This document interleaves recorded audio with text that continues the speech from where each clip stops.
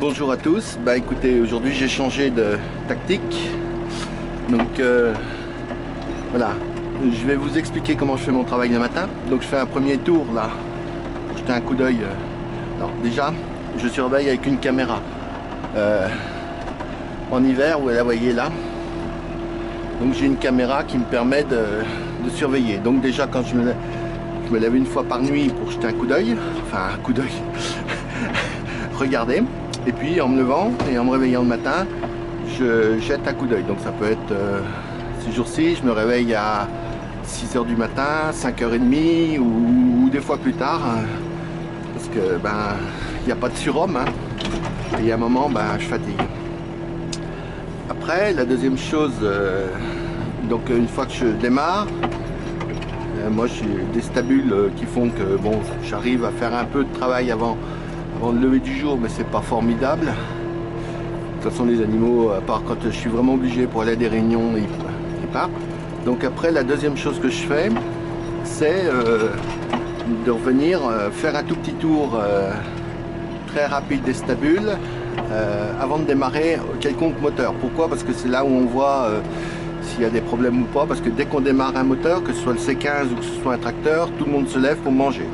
Donc il faut passer juste avant. Et puis voir avec tranquillement comment ça marche. Après, la troisième fonction, dès que j'ai fait ce petit tour, je fais ma distribution de mêlée. Ça me prend 3/4 d'heure, 1 heure.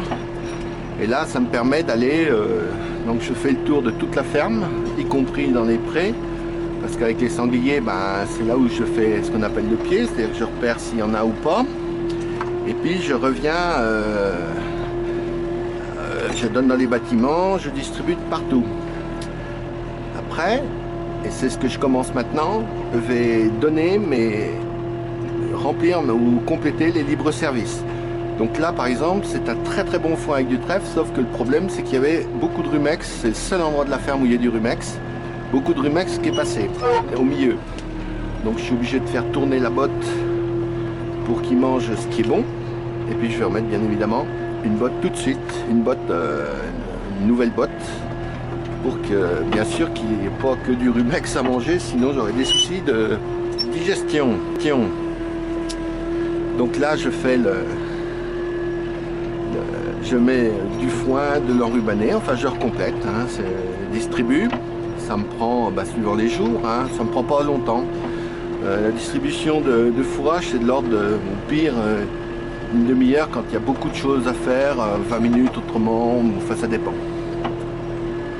Donc là j'ai rentré un nouveau camion de copeaux là hier, que je laisse un peu sécher, enfin ils sont pas laids, mais je vais quand même les faire sécher comme il faut. Et puis pour continuer mon tour. Donc ah zut, je me suis trompé, parce que alors je donne aussi mon foin en fonction des qualités. C'est-à-dire que par exemple là, je me suis trompé, si je veux donner au broutard ce que je viens de vous montrer, la pile elle est là au milieu. Donc c'est les 4 bottes. Voilà. Les 4 rangs qui sont devant, là qui sont à peine entamés. Donc cette pile là, il faut que je la fasse, je la distribue uniquement au broutard. Il me reste une vingtaine de bottes à peine. Donc ça va aller au bout, mais il faut, voilà, c'est là, c'est réservé. Donc c'est du foin, quand je l'ai fait, il y avait beaucoup de trèfle et j'ai fait exprès de le mettre accessible comme ça. Alors il a un défaut, c'est qu'il y a beaucoup de grande oseille dedans. Et la grande oseille, je vais la passer dans le fumier en litière dans un premier temps, et puis la rebasculer après. Cette litière là, quand je vais curer d'ici un mois, avant un mois, je vais curer la stabule là pour mettre dans un mois au maximum, pour mettre les génisses avec le taureau.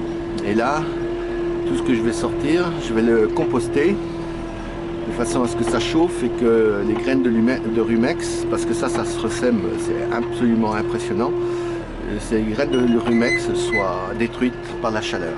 Le seul truc que j'ai trouvé pour me débarrasser du rumex, sachant que nous on désherbe pas, on met aucun pesticide sur les prairies, qu'à chaque fois on est limité pour le faire.